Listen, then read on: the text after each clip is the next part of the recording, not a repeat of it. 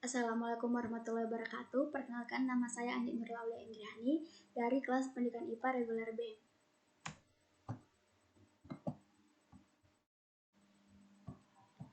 Adapun yang akan saya bahas pada kesempatan kali ini yaitu perkembangan moral dan spiritual peserta didik.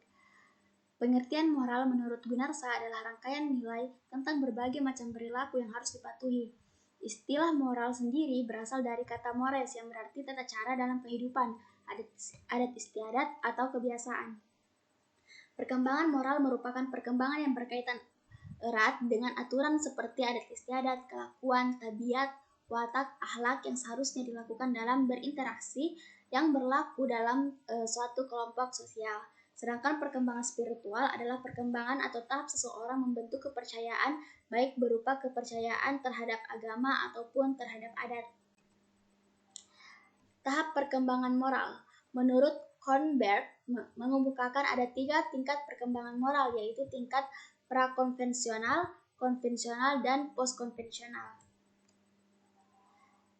Tingkat penalaran prakonvensional. Pada penalaran ini, anak tidak memperhatikan internalisasi nilai-nilai moral penalaran. Moral dikendalikan oleh imbalan dan juga hukum eksternal. Pada tingkat ini yang terdapat ada 2 tahap, yaitu orientasi hukuman dan ketaatan, serta individualisme dan tujuan. Tahap selanjutnya yaitu tahap penalaran konvensional. Pada tingkat ini, internalisasi individual ialah menengah. Seorang menaati standar-standar atau internal tertentu, tapi mereka tidak menaati standar-standar orang lain atau standar eksternal, seperti orang tua atau aturan-aturan masyarakat. Pada tingkat ini ada 2 tahap, yaitu norma-norma interpersonal dan moralitas sistem sosial. Tahap yang ketiga yaitu merupakan tingkat tertinggi dalam teori perkembangan moral Kornberg. Pada tahap ini terdapat 2 tahap, yaitu hak-hak masyarakat dengan hak individual, kemudian prinsip-prinsip etis universal. Selanjutnya itu perkembangan moral menurut umur. Perkembangan moral menurut umur digolongkan menjadi 8, yaitu yang pertama perkembangan moral spiritual pada masa bayi, yaitu umur 0 sampai 2 tahun. Hampir semuanya didominasi oleh dorongan naluriah belaka atau biasa disebut dengan impulsif. Tingkah laku anak belum bisa dinilai sebagai tingkah laku bermoral atau tidak bermoral. Yang kedua yaitu perkembangan moral spiritual pada masa kanak-kanak awal, dimulai dari umur 18 bulan sampai 3 tahun. Pada tahap ini, anak sudah mengalami peningkatan kemampuan kognitif. Anak dapat belajar membandingkan hal yang baik dan buruk untuk melanjuti peran kemandirian yang lebih besar. Yang ketiga yaitu perkembangan dari spiritual pada anak masa prasekolah, yaitu sekitar umur 3-6 tahun. Anak usia prasekolah mulai memahami kebutuhan sosial, norma, dan juga harapan, serta berusaha menyesuaikan dengan norma yang ada di keluarga.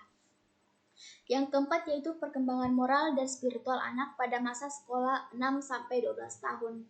Pada usia ini, anak-anak mulai berpikir secara konflik, tetapi mereka sudah dapat menggunakan konsep abstrak untuk memahami gambaran dan makna spiritual dan agama yang mereka. Yang kelima yaitu perkembangan moral dan spiritual pada masa remaja 12-18 tahun. Tahap ini remaja sudah memahami akan arti dan tujuan dari hidup, menggunakan pengetahuan misalnya untuk mengambil keputusan saat ada masalah yang terjadi. Bagian 6 yaitu perkembangan moral dan spiritual pada masa dewasa. Masa dewasa ini dimulai dari umur 18-60 tahun. Pada masa ini, individu mulai menjalani suatu proses perkembangan dengan melanjutkan pencarian atas identitas spiritual yang mereka jalani.